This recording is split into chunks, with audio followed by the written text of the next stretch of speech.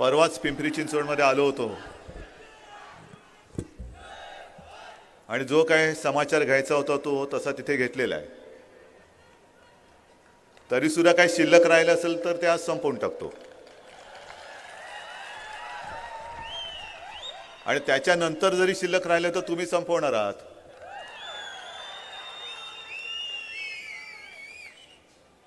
निवडणुका मागून निवडणुका येत आहेत. नेमकं कोणालाच कळत नाही कोण कोणाच्या बरोबर आहे. एकमेकावरती आरोप चाललेत, ह्याचं त्याच्याबरोबर सेटिंग, त्याचं त्याच्याबरोबर सेटिंग.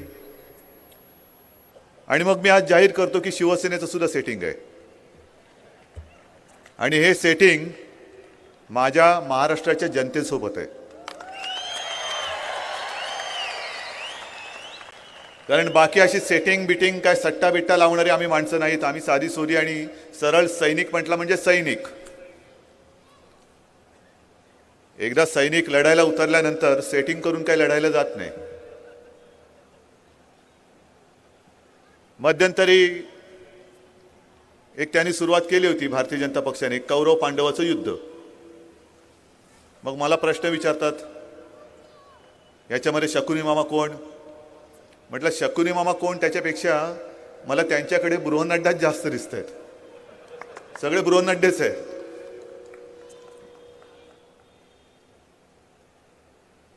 म्हणजे एका वेळेला म्हणायचं की कौरव पांडवांचं युद्ध आहे, दुसऱ्या बाजूला त्यांचे अध्यक्ष म्हणतात ये तो हमारी फ्रेंडली मॅच आहे. मग काय नवीन महाभारत लिहायचं का आता की कौरव पांडव यांची फ्रेंडली मॅच झाली आणि त्याच्यानंतर मग सगळे एकत्र येऊन मग काय वाटाघाटी त्यांनी केली. हे वाटाघाटी करणारे हे फ्रेंडली मॅच बीच नाही. सरळ सारासोट जो काय हिशोब आहे तो असाच आहे की जो सोबत उभा राहील तो मित्र, समोर उभा राहील तो दुश्मन. 25 वर्ष सोबत होतात, आम्ही कुठे तुमच्या विरुद्ध बोललो. पण आता तुम्ही येऊन समोर उभे राहिलात, लढायचं नाही. मुख्यमंत्री मध्ये म्हणाले की उद्धव ठाकरे माझ्यावर म्हणजे त्यांच्यावर आणि मोदींवरती टीका करतात, तेव्हा मला दुःख होतं. मग तसे वागू नका, चांगलं वागा. जी काही खाका सुटलेली आहे, दिल्ली सुद्धा खायची, राज्य सुद्धा खायचं, पुणे सुद्धा खायचं, मुंबई सुद्धा खायचं. अरे पचणार कसं एवढं. पचवता आलं पाहिजे ना. जेवढी भूक आहे तेवढं खा. बरं, जेवढं काही पुणेकरांनी दिलेलं आहे, आत्ता विनायकराव तुम्ही सांगितलं ना 8 आमदार खासदार, मग एवढं करून सुद्धा पुण्याला तुम्ही दिलत काय.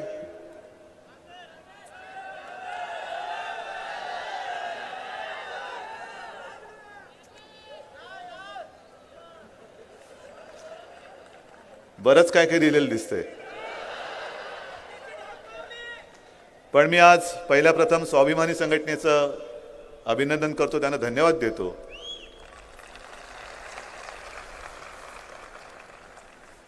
कारण लाचारी न पत्करता तुम्ही स्वाभिमानाने आमच्या सोबत आला आहात. मी दरवेळेला हेच सांगतो की एका बाजूला सत्ता आहे, पदं आहेत. म्हणजे तो अमिताभ बच्चन आणि शशी कपूरचा डायलॉग होता ना, मेरे पास बंगला है, गाड़ी है, ये है, वो है, तेरे पास क्या है.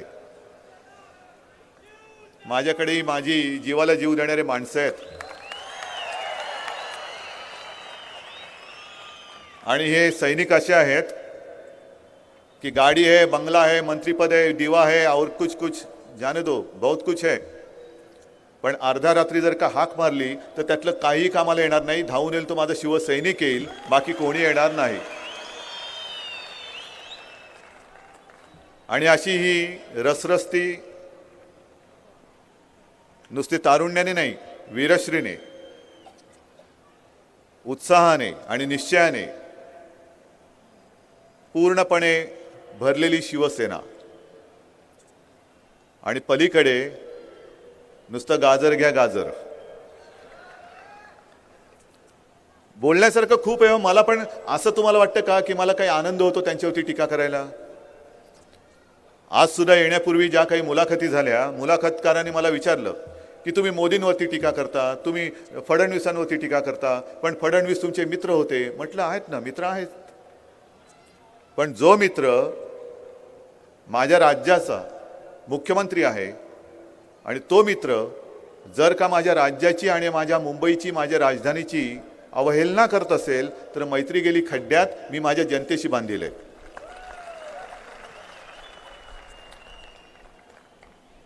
सगळ्यांना घाई एकच आहे, कधी तोडता कधी तोडता. अरे थांबा ना जरा, एवढी काय घाई आहे. एक तर तो जो काही मी निर्णय घेतलेला आहे की यापुढे शिवसेनेची मी नवीन वाटचाल करत आहे, सुरू करत आहे. आणि हे बघा, निखाऱ्यावरनं चालणारी माझे शिवसैनिक माझ्यासोबत आलेले आहेत. म्हणजे याच्या पुढे युती नाही, अजिबात नाही. जे काय असेल आपलं आणि ते चांगलंच असेल, ते आपल्या एकट्याचं असेल, आपल्या ताकदीचं असेल. कोणाच्याही उपकाराचं ओझं आता मला माझ्या सैनिकाच्या पाठीवर नको, अजिबात नको. आजपर्यंत तुमचं ओझं आम्ही वाहिलं, 25 वर्ष सहन केलं, आणि 25 वर्षानंतर अचानक तुम्हाला आमच्यामध्ये सगळं काही काळबेरं दिसायला लागलं. भ्रष्टाचार यांनी केला, ही लोकच अशी आहेत, हे सगळे खोटे नाटे आरोप करून अंगावर येत आहे. शरम नाही वाटत? 25 वर्ष जी व्यक्ती शिवसेना प्रमुख तुमच्या पक्षाच्या सुद्धा आणि मोदींच्या सुद्धा संकटाच्या काळात एखाद्या पहाडासारखी मागे खंबीर उभी राहिली, त्यांच्या संघटनेवरती चाल करून यायला आणि खोटे आरोप करायला तुम्हाला लाज लज्जा शरम वाटत नाही? आमचा संताप आहे.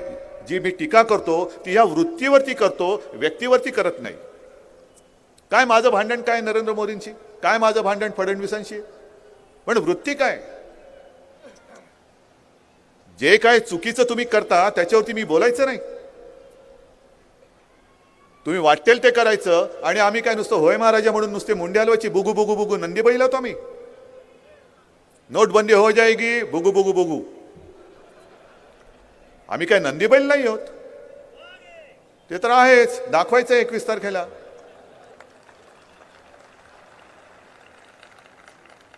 तुम्ही जे काही करता आहात आणि ते चुकीचं असेल आणि खास करून माझ्या देशाच्या मुळावरती येणार असेल, जनतेच्या मुळावरती येणार असेल, तर मी सडकून वार करणार, सडकून टीका करणारच. तो माझा अधिकार आहे, नक्कीच अधिकार आहे. आणि हे वारंवार मी काही वेळेला बोलतो, काही वेळेला सामनामधनं आपण लिहितो. खरं म्हणजे मी एका भावनेतनं हे सगळं करत होतो. इतके वर्ष काँग्रेसशी भोगल्यानंतर गेल्या वेळेला महापालिकेच्या निवडणुकीत, लोकसभेच्या निवडणुकीत सुद्धा मी पुण्यात आलो होतो आणि काँग्रेस राष्ट्रवादीवरती सडकून टीका केली होती, कारण ते तसे वागत होते. अनेक वर्षानंतर ज्या वेळेला लोकसभेमध्ये आपलं सरकार आलं, वाटलं होतं युतीचं सरकार आलं. सुदैवाने म्हणा, दुर्दैवाने म्हणा, आता आमची गरज तुम्हाला दिल्लीमध्ये नाहीये. सरकारमध्ये राहिलो काय, बाहेर पडलो काय, काही तुम्हाला फरक पडत नाहीये.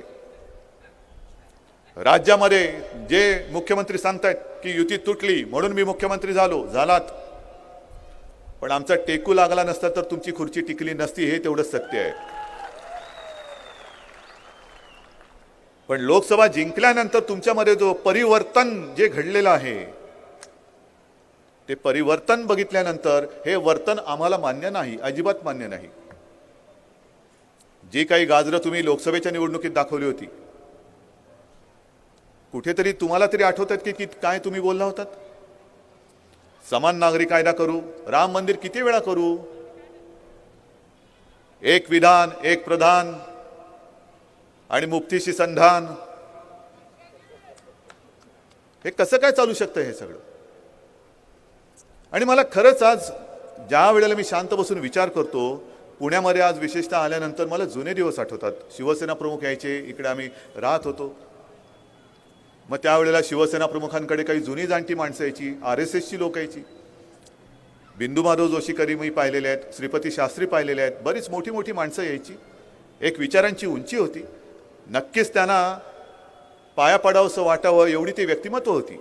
एक विचार होता, संघाचा एक विचार होता. त्या विचाराला बांधिलकी समजून संपूर्ण आयुष्य वाहून टाकलेली ती माणसं होती. पिढ्यानपिढ्या संघाची काम करणारी, ना स्वतःचं कुटुंब ना स्वतःचा संसार, पण एक ध्येय, वेड की नाही माझा देश हा असा असला पाहिजे, नागरिक हा असा घडला पाहिजे. आणि नाही म्हटलं तरी एका सैनिकी शिस्तीचा तो संघ आज सुद्धा आहे. आज सुद्धा अनेक जुनी माणसं त्याच्यात काम करतायत. काय विचार करत असतील ती लोक? ज्या वेळेला मला प्रश्न विचारला जातो की तुम्ही का युती तोडली, युती तोडायला नुसता जागा वाटप, होय जागा वाटप तर आहेच, मी खोटं कशाला बोलू.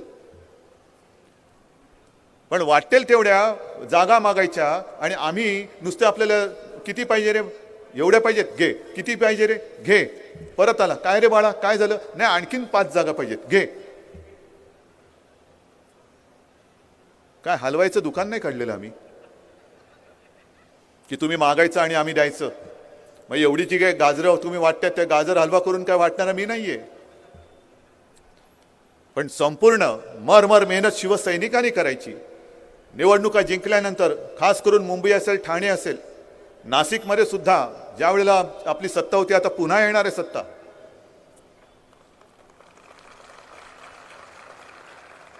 कामं शिवसैनिकांनी करायची, नगरसेवकांनी करायची. आणि 5 वर्षानंतर आज तुमची हवा कुठे हवा आहे?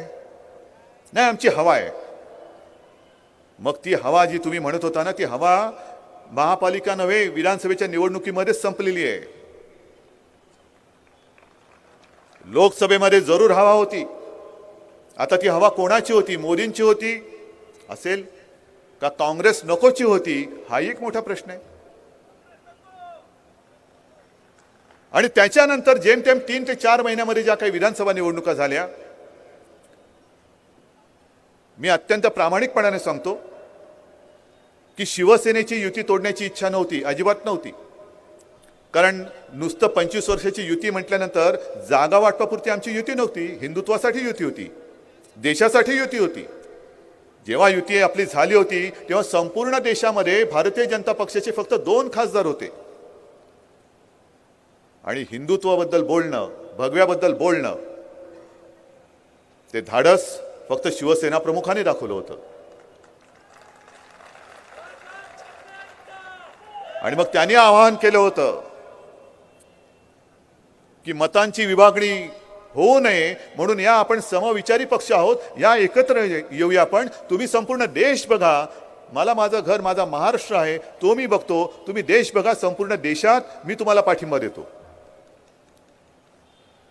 आणि मला आजही आठवते, मी अनेकदा सांगितलेलं आहे की मी स्वतः त्याला साक्ष आहे. अटल बिहारी वाजपेयी जेव्हा पहिल्यांदा पंतप्रधान झाले, जेमतेम 13 दिवसाचं सरकार होतं, पण तरी देखील अटलजींनी बाळासाहेबांना फोन केला आणि म्हणाले, बालासाहेब जी कल मैं कैबिनेट बनाने जा रहा हूं, आपकी ओर से सिर्फ एक ही नाम आज मैं ले सकता हूं, बाद में जरूर मैं और नाम ले लूंगा. एकच मंत्रिपद आता मी तुम्हाला देऊ शकतो, पण नंतर मी तुम्हाला आणखीन मंत्रिपद देईन, कृपा करून आज मी एकच घेऊ शकतो.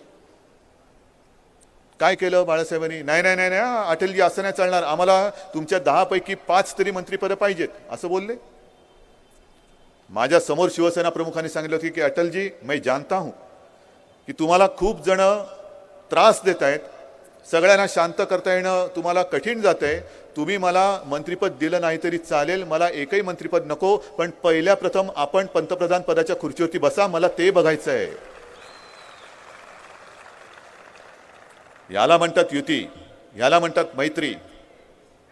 आणि त्याच्यानंतर 25 वर्ष ज्या वेळेला जेव्हा जेव्हा त्यांच्यावरती संकट आलं, अच्छे दिन आए हैं नहीं आए हैं, कब आएंगे पता नहीं, लेकिन जब बुरे दिन थे, त्या बुऱ्या दिनांमध्ये शिवसेना प्रमुख एखाद्या पहाडासारखे त्यांच्या पाठी, पक्षाच्या पण असेल आणि व्यक्तींच्या पण पाठी ठामपणे उभे राहिले होते. आणि तोच हा पक्ष, परिवर्तन तर होणारच, परिवर्तन झालंच आहे परिवर्तन. तोच हा पक्ष सुब्रमण्यम स्वामींनी सांगितलेला आहे, जाहीर भाषणात सांगितलं, म्हणून मी तुम्हाला सांगतोय की 3-3.5 महिन्याच्या काळामध्ये जेव्हा विधानसभेची निवडणूक महाराष्ट्रात आली, तेव्हा दिल्लीत भाजपमध्ये ही चर्चा होती कि अब अपनी सरकार तो आई है दिल्ली में, बाला साहब तो नहीं रहे, ये उद्धव कुछ कर नहीं सकता और ये शिवसैनिक उसके साथ जाएंगे नहीं, अब मौका है सेना को खत्म करो. जाऊ दे, काही गोष्टी सभेत बोलता येत नाहीत.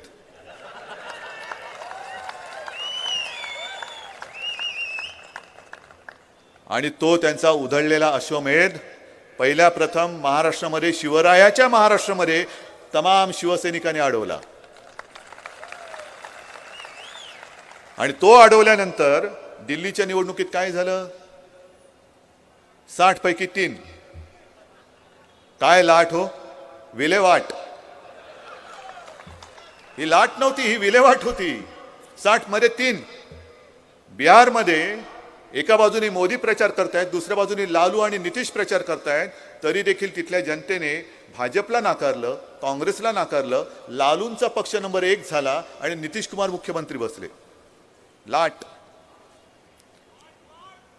पश्चिम बंगाल, ममता बॅनर्जी, तृणमूल को तो हम खत्म करेंगे. लाट. पण ममता बॅनर्जींची. तामिळनाडूमध्ये जयललिता जिंकल्या, केरळामध्ये सुद्धा तिथला पक्ष जिंकला, पॉंडिचेरीमध्ये हे हारले. मग कुठे गेली तुमची लाट? आणि किती काळ आम्ही लाटेची वाट बघत किनाऱ्यावरती बसून राहू? आत्ता आली हा लाट, आत्ता आली हा लाट, येईल लाट. म्हणजे लाटेची वाट बघत आम्ही काय तुम्हाला जागा देत सुटू फक्त? आणि तुम्ही काय फक्त लाटेवरती स्वार होणार? आज मी अभिमानाने सांगतो, जेवढे उमेदवार शिवसेनेने दिलेले आहेत त्याच्यात हाताच्या बोटावरती मोजण्या एवढेच कदाचित बाहेरून आम्ही घेतलेले असतील, पण त्यांच्याकडे स्वतःचे हातपाय दुसऱ्या 4-5 जणांच्या हातपायांची बोटं मोजून सुद्धा बोटं कमी पडतील एवढे उमेदवार बाहेरून घ्यावे लागलेले आहेत. म्हणजे स्वतःची बोटं मोजायची, 10 झाले, 20 झाले, तुमचे किती, तुमचे किती, तुमचे किती, असं रांगेत सगळ्यांची हातापायची बोटं मोजा. एवढे उमेदवार तुम्ही बाहेरून घेतलेत आणि आमच्या अंगावरती येतात. बरं काय घोडं काय मारलं आम्ही तुमचं? 25 वर्ष एक निष्ठेने आम्ही तुमच्या सोबत राहिलो. का तुम्हाला गुंड घ्यावे का लागतायत आज? मी मगाशी जो संघाचा उल्लेख केला तो एवढ्याच करता केला, त्या संघाच्या त्या लोकांना जे आज नाही आहेत, हयात नाही आहेत, आणि आज जी ज्येष्ठ लोक आहेत आणि इतर तरुण सुद्धा ज्यांनी घरादाराकडे दुर्लक्ष करून विचार एके विचार म्हणून संघाचं काम केलं, काय त्यांना हे भाजपचं सरकार आणि हे भाजपचं परिवर्तन किंवा वर्तन ह्या कामासाठी त्यांनी आपलं आयुष्य वाहून टाकलं? कुठे गेला तुमचा विचार? खरं म्हणजे संतापून पेटलं पाहिजे की नालायकाने याच्यासाठी आम्ही आमचं आयुष्य वाहून नाही टाकलं. आता तुम्ही तुमची जॅकेट बिकेट घालून येत आहात, पण आम्ही जर का मरमर मेहनत केली नसती तर तुम्हाला एक खुर्ची स्वप्नात सुद्धा दिसली नसती. हे संघाने त्यांना खरं सांगायला पाहिजे. आणि एक परवा जे मोहनजी बोलले, मी पिंपरी चिंचवडच्या भाषणात सुद्धा उल्लेख केला की काही जणांना असं वाटतं की माझ्यामुळेच देश जन्माला आलाय, मीच देशाचा भाग्यविधाता, मीच देशाचा राष्ट्रपिता, आणि मी जे म्हणेन तेच देशाने करावं. जो बोलणार नाही, माझ्या विरुद्ध जो बोलेल तो देशद्रोही, असं जे कोणी काही बोलत असेल त्यांना मोहनजींनी सांगितलंय की कोणालाही दुसऱ्याची देशभक्ती मोजण्याचा अधिकार नाही. मी तुमच्याहून जास्त देशभक्त आहे, तू कमी देशभक्त आहेस, कसं काय मोजू शकतोस?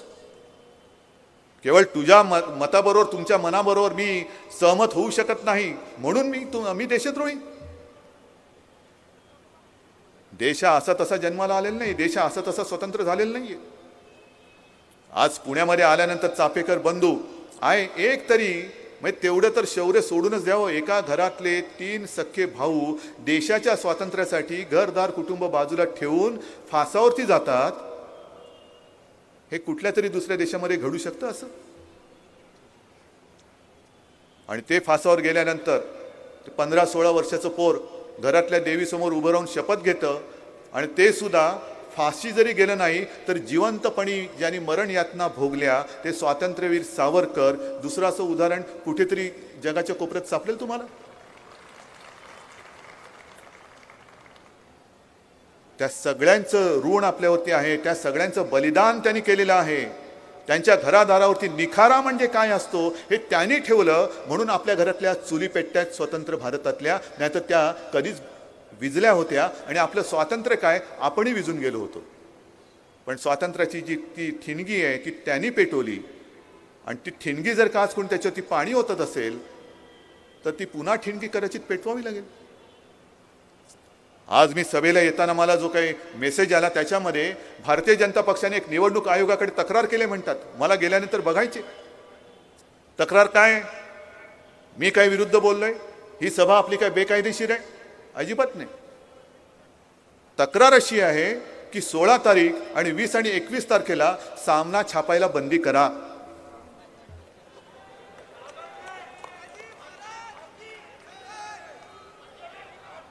मग काय कोणत्या तोंडाने तुम्ही इंदिरा गांधीवरती टीका करता? जी आणीबाणी जी बोंबलता तुम्ही, या आणीबाणी नाही तर दुसरं काय आहे? या आणीबाणी नाही. एखाद्या वृत्तपत्रावरती तुम्ही बंधन आणू शकता, छापू नका म्हणून कंप्लेंट करू शकता.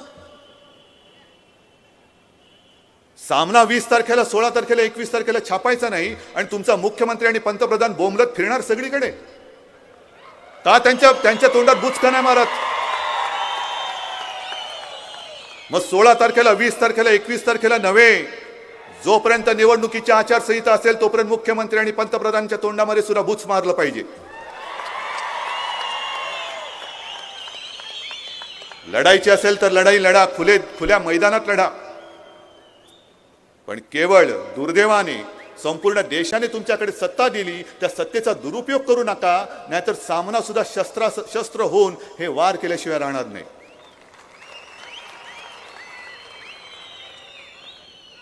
लढा ना तुम्ही. खरं काय असेल खऱ्याच्या आधारावरती लढा. आम्ही काय बोलतो आहोत, तुम्ही काय बोलता आहात, होऊन जाऊ द्या, फैसला होऊ द्या, एका मंचावरती येऊया.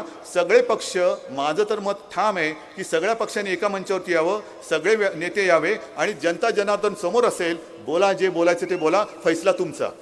याला म्हणतात लोकशाही. याला म्हणतात लोकशाही. आजपर्यंत तुम्ही काय केलं, आम्ही काय केलं, तुम्ही काय केलं, उद्या काय करणार, होऊ द्या ना फैसला.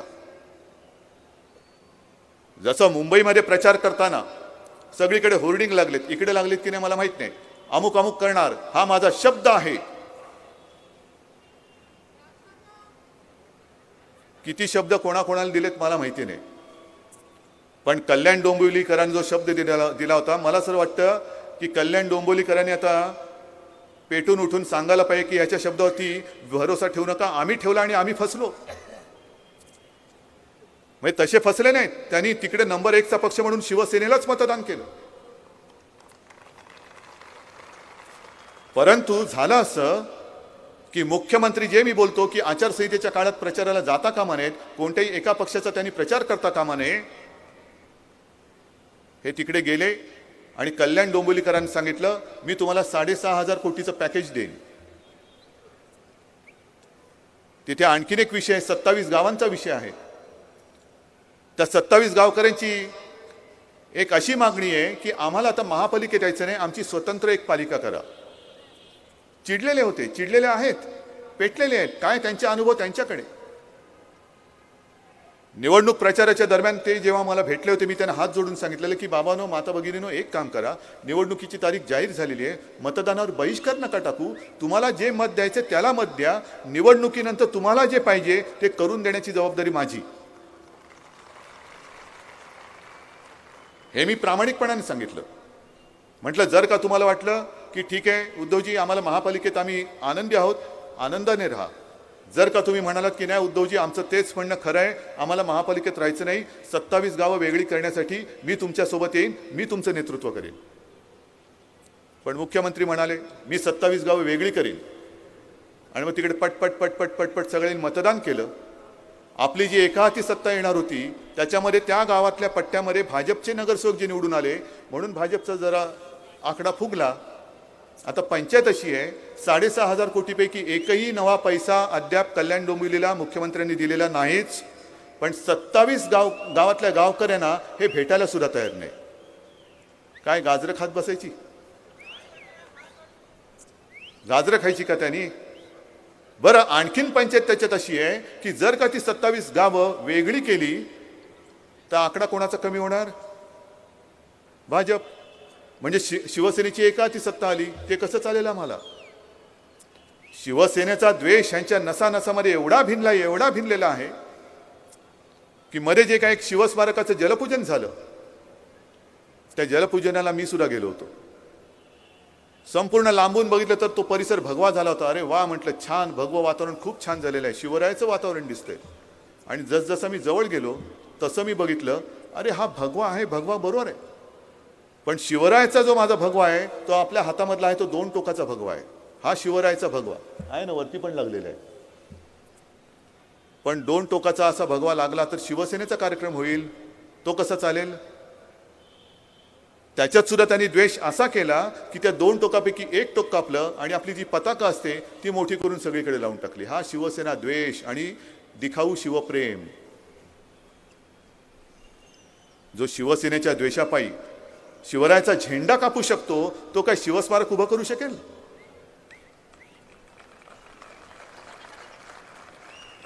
पण फसवाफसवी किती करायची?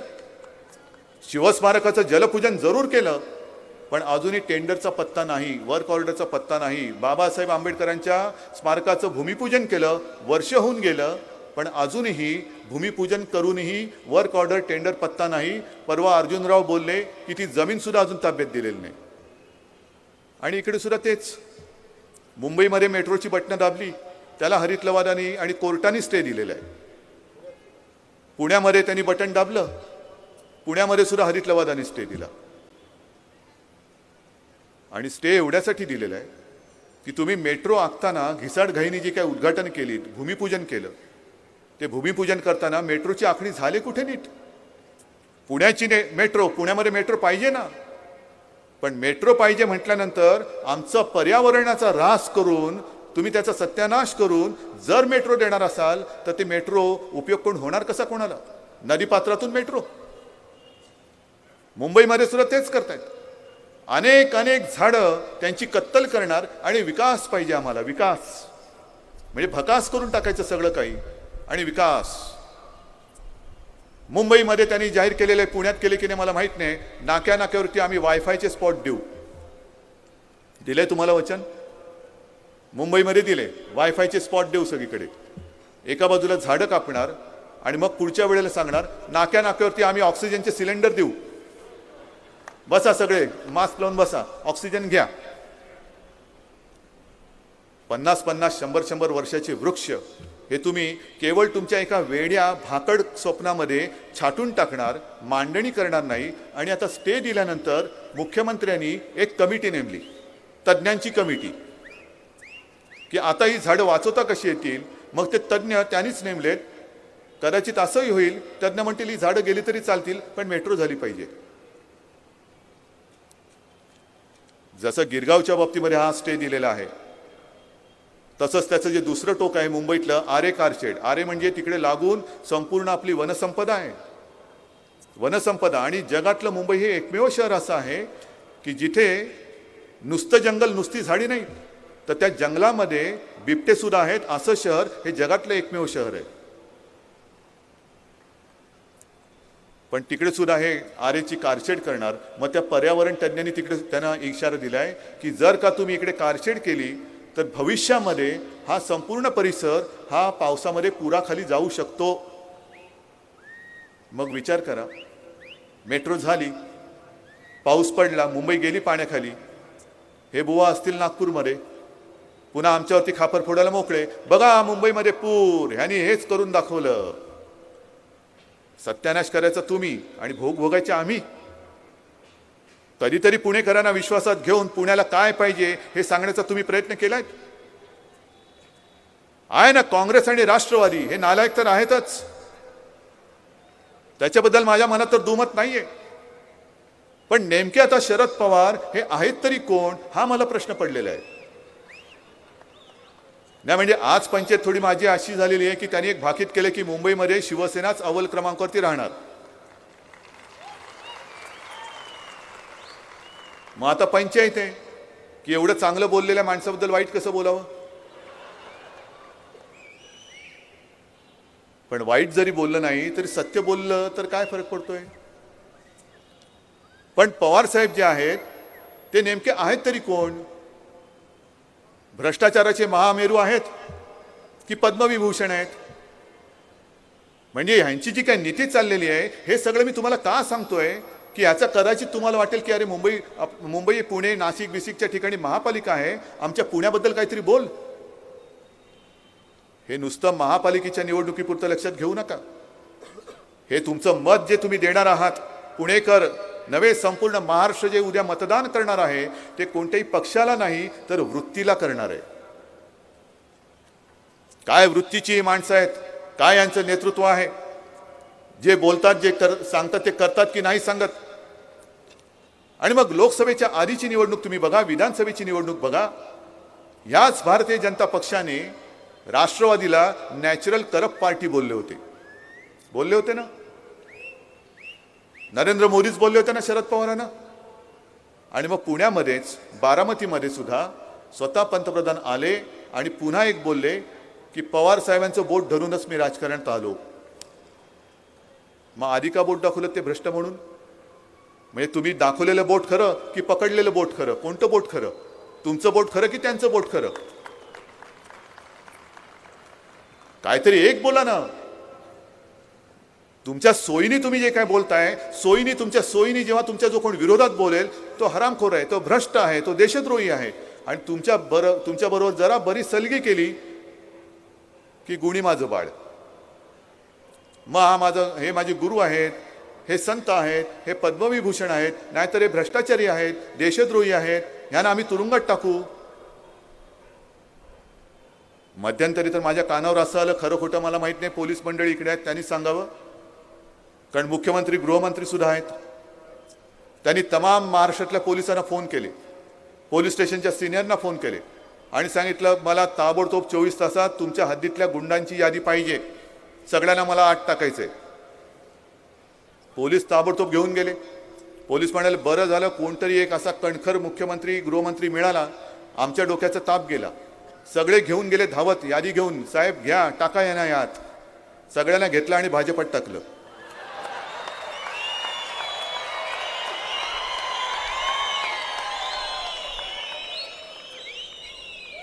परिवर्तन तर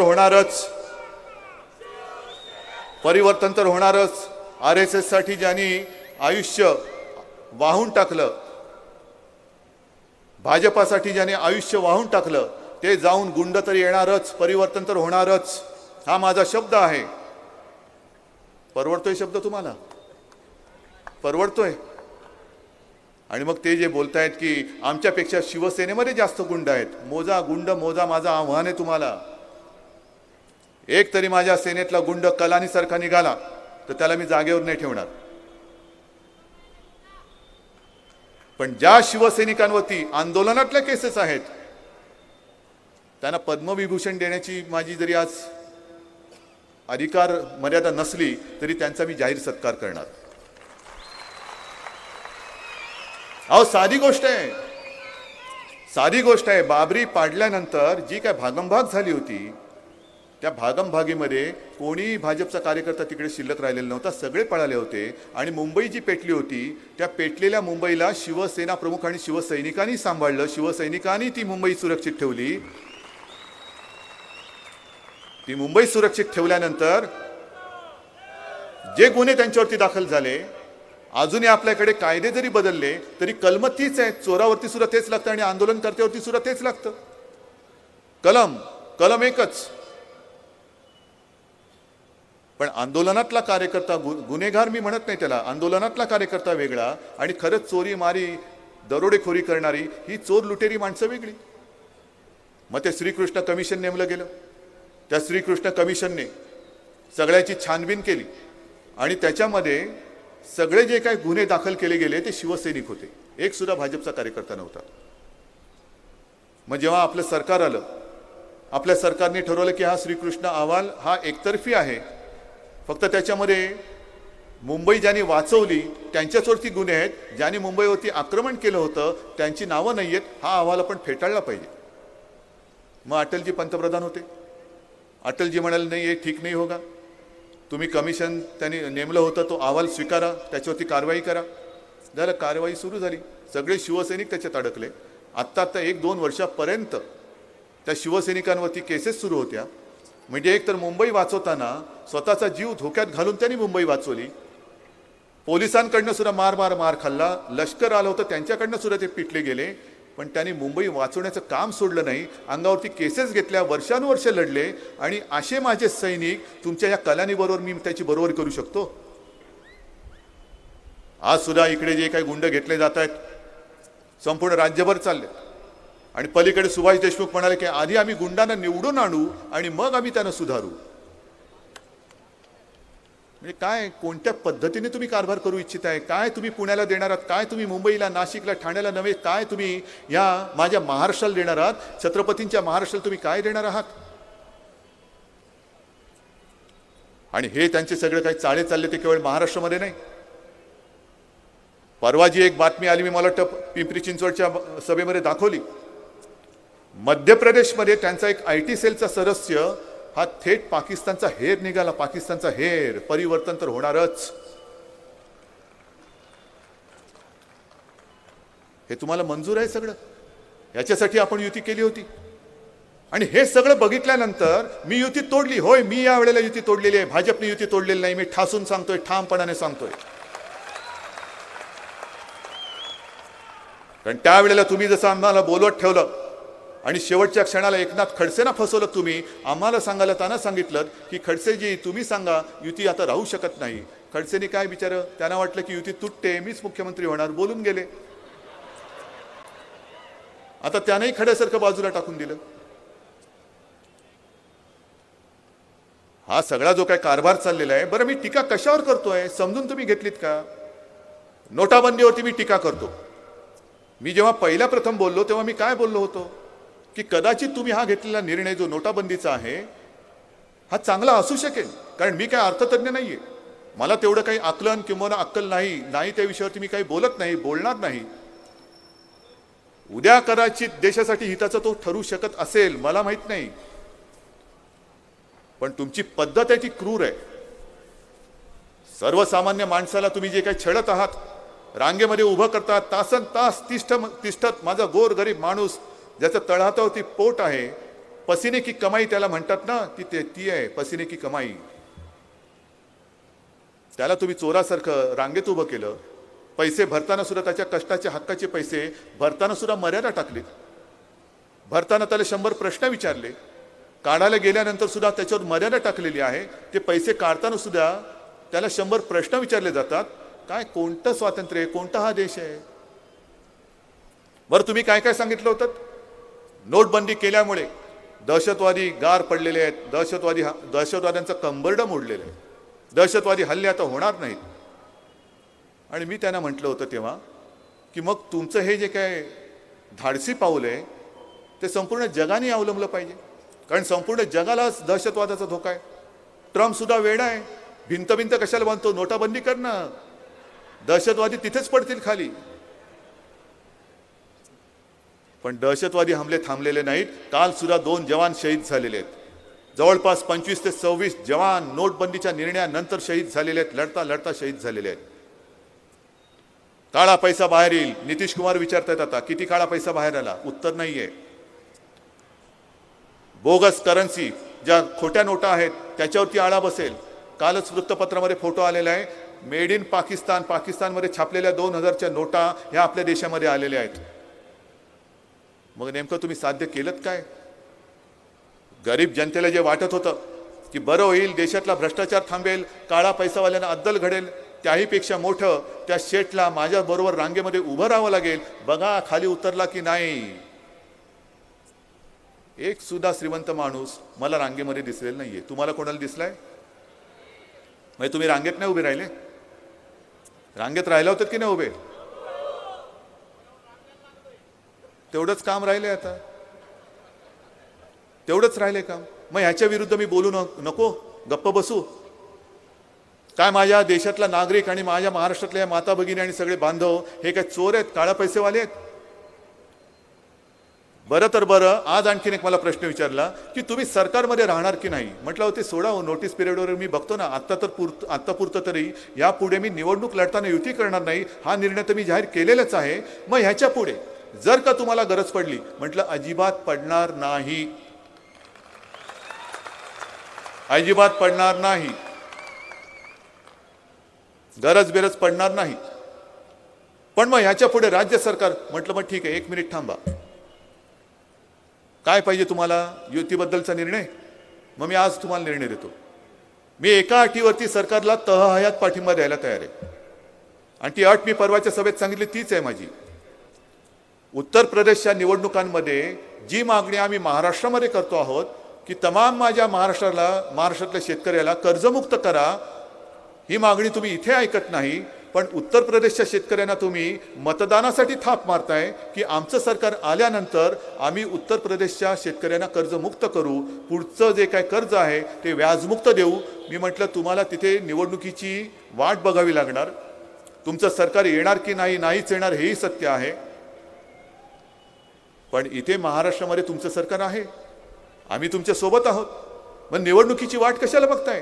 करा ना जाहीरात की तमाम महाराष्ट्रातल्या शेतकऱ्यांना आजपासून आम्ही कर्जमुक्त करत आहोत, करा जाहीर, मी तुम्हाला पाठिंबा द्यायला तयार आहे।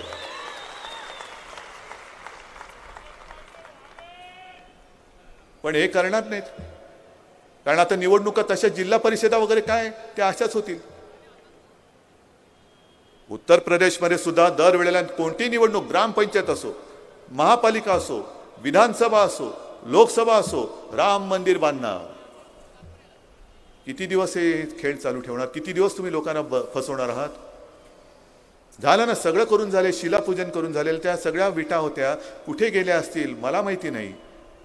आणखीन काय काय काय काय केलं ते सगळं करून साफ झालं। 25 वर्ष होऊन गेली, अजूनही त्याला कुठेही काही आकार उकार येत नाही।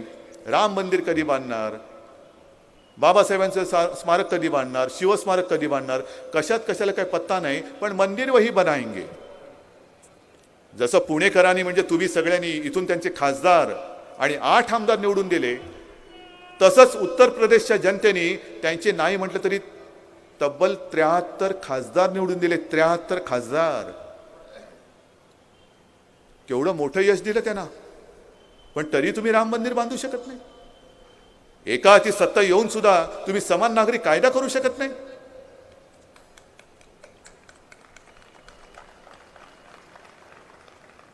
आणि ते जे नवीन एक फॅड काहीतरी त्यांनी काढलेलं मध्ये स्मार्ट सिटी, मला माहित नाही पुण्याला घेतलं की नाही, त्याच्यामध्ये घेतलंय ना? काय हो, किती स्मार्टपणा आला पुण्यामध्ये? काय माझा पुणेकर काय स्मार्ट नाहीये? माझं पुणे काय कमी महत्वाचं आहे? खरं म्हणजे स्मार्ट सिटीला मी सुद्धा पाठिंबा दिला होता। ज्या वेळेला लोकसभेला ही योजना आली म्हटलं अरे वा सुंदर आहे, पण माझी कल्पना अशी होती की जसं माझं पुणे आहे, जशी माझी मुंबई आहे, जसं माझं नाशिक आहे, तशी आणखीन 100 नवीन शहरं हे माझ्या महाराष्ट्रामध्ये निर्माण करणार, त्याला म्हणतात स्मार्ट सिटी। पण पुणे जे चांगलं विकसित होतच आहे, मुंबई विकसित होतच आहे। मुंबई तुम्हाला मुद्दामून कल्पना यायला सांगतो की संपूर्ण देशातनं जेवढा महसूल केंद्र सरकार गोळा करतं त्यातला किमान 35 ते 40% कर एकटी आपली राजधानी मुंबई केंद्राला देते, एकटी। म्हणजे हा सगळा कराचा जर का तुम्ही एकत्रित आकडा पाहिला तर माझ्या माहितीप्रमाणे तो 2 लाख कोटीच्या घरामध्ये जातो, एवढा महसूल आपली एकटी राजधानी केंद्र सरकारला देते। आणि मग हे एवढं महत्त्वाचं शहर पुणे सुद्धा असंच काहीतरी आकडा देत असणार। हे एवढं महत्त्वाचं, हे एवढी महत्त्वाची शहरं असताना तुम्ही त्यांना स्मार्ट शहराच्या त्या यादीत टाकून फक्त 100 कोटी रुपये देणार? निवडणुका आल्यानंतर मेट्रो करू, मुंबईमध्ये सुद्धा त्यांनी होर्डिंग लावलेत। झाले असं की मुंबईमध्ये जी कामं आपण केलेत ती कामं ते करूच शकत नाहीत, कारण आता घोटाळा झाला म्हटल्यानंतर श्रेय घेणार कसं? आपण झालेली कामं दाखवतोय आणि हे न झालेली कामं दाखवत आहेत, काही काँग्रेसने केलेली कामं दाखवत आहेत। पुण्यामध्ये सुद्धा तुम्ही केलंय काय दाखवणार पुण्यामध्ये? पुण्याचे जे काही प्रश्न आहेत ह्या प्रश्नाकडे कधीतरी तुम्ही पाहिले? मग द्या ना, एकदा मी पुणेकरांना सांगतोय, खरं पुणे हे शिवसेना प्रमुखांचं जन्मगाव, पण कधीतरी पुणेकरांनो एकदा तरी तुमच्या पुण्यावरती शिवरायाचा, शिवसेनेचा भगवा कधीतरी फडकवा ना, द्या ना, शिवसेनेच्या ताब्यामध्ये द्या। मुंबईमध्ये जे मी केलेलं आहे, मुंबईमध्ये अनेक नवीन हॉस्पिटल्स बांधलेले आहेत। विधानसभेमध्ये मी तुमच्या समोर आलो होतो आणि मी तुम्हाला वचन दिलं होतं की जर शिवसेनेची सत्ता राज्यामध्ये आली तर विद्यार्थ्यांच्या पाठीवरचं दप्तराचं ओझं मी कमी करेन। ते मी मुंबई महापालिकेमध्ये करून दाखवलेलं आहे, त्यांच्या हातामध्ये तो टॅब दिलेला आहे। द्या माझ्या हातामध्ये पुण्याची महापालिका द्या, मी पुण्यातल्या शाळेतल्या विद्यार्थ्यांना त्यांचं सुद्धा दप्तराचं ओझं कमी करून त्यांच्या हातामध्ये सुद्धा टॅब दिल्याशिवाय राहणार नाही। संपूर्ण देशामध्ये कुठेही झालेलं नसेल असं काम मुंबईमध्ये केलंय। व्हर्च्युअल सिस्टीमने एका वर्गातून एक शिक्षक 400 शाळेतल्या विद्यार्थ्यांशी बोलू शकतो, ते यांना पाहू शकतात, हा त्यांना पाहू शकतो माणूस, आणि त्या पद्धतीने आपण मुंबईचं शिक्षण चालू केलेलं आहे. करा ना, मुंबईमध्ये मी चालू करेन. अद्ययावत हॉस्पिटल मी महापालिकेच्या माध्यमातून बांधून देईन. ट्रॉमा केअर सेंटर्स असतील, अद्ययावत सोयीने उपलब्ध अशी मॉलिक्युलर लॅब असेल, कित्येक गोष्टी ज्या मी मुंबईमध्ये केलेल्या आहेत त्या मी पुण्यामध्ये तुम्हाला मी करून देईन, पण त्याच्यासाठी मला महापालिका पाहिजे. नुसता हा जो काही गदारोळ उडवलेला आहे, चिखलफेक जी सुरू झालेली आहे, ही चिखलफेक म्हणजे सत्य नाही आहे. या सत्याच्या पलीकडे जे काय आहे, जे त्यांना बघवत नाही, पाहवत नाही, म्हणून ते बोलतायत की मुंबईचा याने पटना केला. कोणत्या नजरेतनं तुम्ही बघताय मुंबईकडे, कोणत्या नजरेतनं बघताय पाटणाकडे, कोणत्या दर्जावर, कोणत्या लेवलवरती तुम्हाला मुंबई आणि पाटणासारखं दिसतंय? मग मुंबईचं पाटणा केलं असेल तर पुण्याचं तुम्ही काय बोलणार? पुणे तर माझं खूप छान आहे, मुंबई सुद्धा चांगलीच आहे. पण यांना स्वतःच्या राज्याबद्दल अभिमान नाही, स्वतःच्या राजधानीबद्दल अभिमान नाही. सिंहगडावरती गेले आणि शपथ घेऊन आले. कसली शपथ घेतली तेही आम्हाला कळलं नाही. पारदर्शकतेची शपथ म्हणजे काय?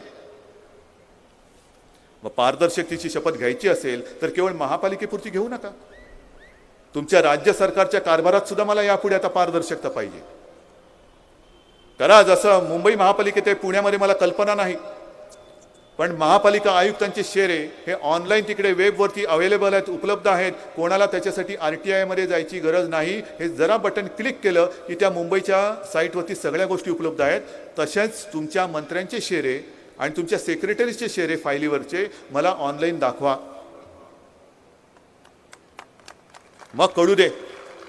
भूखंड कोणी खाल्ले ते कळतील, चिकी कोणी खाल्ले ते कळेल, डाळ कोणी खाल्ले ते कळेल. आणि डाळ कशी खायची असेल तर शोभाताईंना विचारा, पूर्वी होत्या त्या. हा नाही, बापट बिझी असतील, कुठली फिल्म बघत असतील तर आपण कसं करणार बाबा? नाही होत, त्यांना मी फोन करण्याच्या भानगडीत पडत नाही. अरे असं आहे, तुम्ही लगेच एवढं असं हे करू नका रे. चांगल्या चांगल्या संत महात्म्यांचे सुद्धा असू शकतात फिल्म. पण एक गोष्ट अशी आहे की पारदर्शकतेची शपथ, तिचा अंमल कसा होतो पटकन, हे बापटांकडनं पाहावं. त्यांनी शपथ घेतली आणि सत्य बोलले. मुख्यमंत्री देवेंद्रजी फडणवीस, ज्यांच्या काळात 65,000 शेतकऱ्यांनी आत्महत्या केली, याला म्हणतात पारदर्शकता. अनेक जनावरं पाण्या वाचून तडफडून मेली, याला म्हणतात पारदर्शकता. आणि मग असे मुख्यमंत्री घेऊन तुम्ही पुणे जिंकायला येताय. आजही शेतकऱ्याचे हाल संपलेले नाहीत, आजही जवानांचे हाल संपलेले नाहीत, आजही मी म्हणेन पोलीस असो, महापालिका कर्मचारी असो, यांचे कोणाचे हाल संपलेले नाहीत. आणि संपवायची ताकद तुमच्यामध्ये आहे. हे मी पोट तिडकीने बोलतोय. माझ्या पोटामध्ये काही असं काही जळत नाहीये की त्यांना सगळं मिळते, मला का नाही मिळत. मला तर काहीच व्हायचं नाहीये, पण जीव जळतोय तो तुमच्यासाठी जळतोय. ही यांची जी काय मस्ती वाढत चाललेली आहे, मी काल परवाकडे बोललो तेच इकडे खास करून पुण्यामध्ये सांगतोय. चापेकरांचा जो मगाशी मी उल्लेख केला, का चापेकरांनी रँडला मारला? कारण तेव्हा प्लेगच्या तपासणीच्या नावाखाली ते इंग्रज पोलीस अधिकारी घराघरामध्ये घुसून महिलांच्या शिलावरती हात टाकत होते, त्यांचा अपमान करत होते. ते सहन न होऊन ते चाफेकर बंधू पेटून उठले. आणि आजचं हे जे सरकार आहे, एक तर तुम्हाला रांगेत उभं केलेलं आहे, आणि त्यांचे जे कोणी अर्थतज्ञ आहेत ते सांगतायत की यापुढे आम्ही महिलांच्या बचतीवरती सुद्धा लक्ष ठेवू. महिला बचत कुठे करतात? घराघरामध्ये तांदळाचा डबा असेल, अगदी डाळीचा डबा असेल, पिठाचा डबा असेल, त्याच्यामध्ये थोडे थोडे पैसे ठेवतात. बरोबर की चूक? हे गुपित आत्ता कळलं आम्हाला नोटबंदीमुळे, आम्हाला माहितीच नव्हतं हे.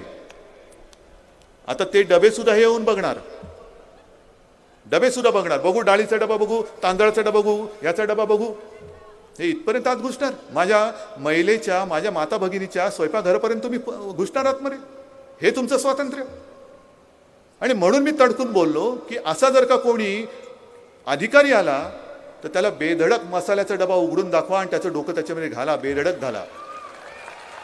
हे नाही, हे स्वातंत्र्य मला मान्य नाही. माझा गोरगरीब आणि मध्यमवर्गीय जो आहे तो त्याच्या स्वतःचा हक्काचा पैसा साठवून ठेवतो, त्याची बचत करतो, त्याच्या घामाचा असतो, कष्टाचा असतो, मेहनतीचा असतो. आणि माता भगिनी जो पैसा वाचवून ठेवतात तो सुद्धा त्यांच्या पतीचा असतो, मुलाचा असतो, वडिलांचा असतो, भावाचा असतो. त्याच्या कष्टाचा पैसा त्या वाचवून ठेवतात, तुमच्याकडनं घेऊन ते वाचवत नाहीत.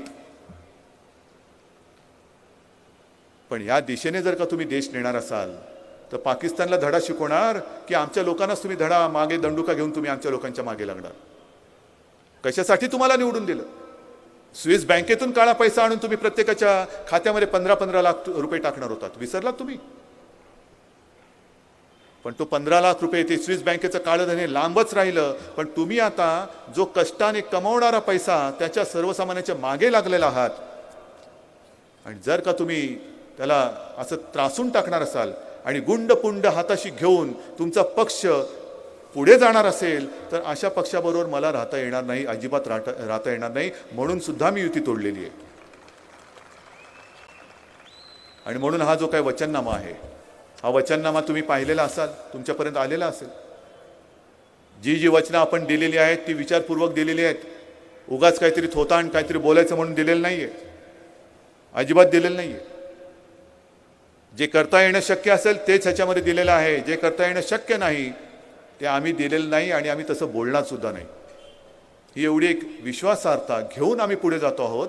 म्हणून 50 वर्ष झाली तरी शिवसेना अजून देखील तरुण आहे, अजून सुद्धा तरुण आहे. आणि हे सगळं तुम्हाला सांगितल्यानंतर काँग्रेसचा अनुभव तुम्ही घेऊन झालेला आहात, राष्ट्रवादीचे भोग तुम्ही भोगलेले आहात, भाजपचं परिवर्तन तुम्ही पाहिलेलं आहात.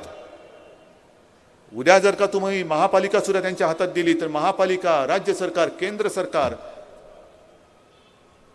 जी आणीबाणी छुप्या मार्गाने ते आणतायत. सामना छापायला बंदी करा, उद्या कशावरही बंदी करतील आणि मग त्याच्यानंतर ते तसं तर तो दिवस येऊ शकत नाही. आणि शिवरायाच्या महाराष्ट्रात तर ते शक्यच नाही म्हणा, अजिबात नाही. पिसाळून उठेल महाराष्ट्र. पण मग इंग्रजांची गुलामगिरी जी होती ती काय वाईट होती असा प्रश्न आपल्याला पडू शकेल. आणि ते दिवस आणायचे नसतील तर स्वाभिमानाने पेटून उभे राहा आणि हातामध्ये शिवरायाचा पवित्र भगवा घ्या. बाकी दुसरा कोणताही झेंडा, म्हणजे निळा आमच्या सोबत आहे तो नाही, पण बाकी इतर पक्षाचे कोणते झेंडे हातामध्ये येता कामा नयेत. एवढ्या स्वाभिमानाने तुम्ही पेटून उठणार आहात. जे मी 26 तारखेला सांगितलं की निखाऱ्यावरनं चालण्याची तयारी असलेले सैनिक मला पाहिजेत. आहे तुमची तयारी निखाऱ्यावरनं चालण्याची? आणि हीच माझी ताकद आहे, हीच माझी हिंमत आहे. आणि ही ताकद जोपर्यंत माझ्या सोबत आहे तोपर्यंत कोणी माझ्या शिवसेनेला आव्हान देण्याची हिंमत करू नये. जय हिंद, जय महाराष्ट्र.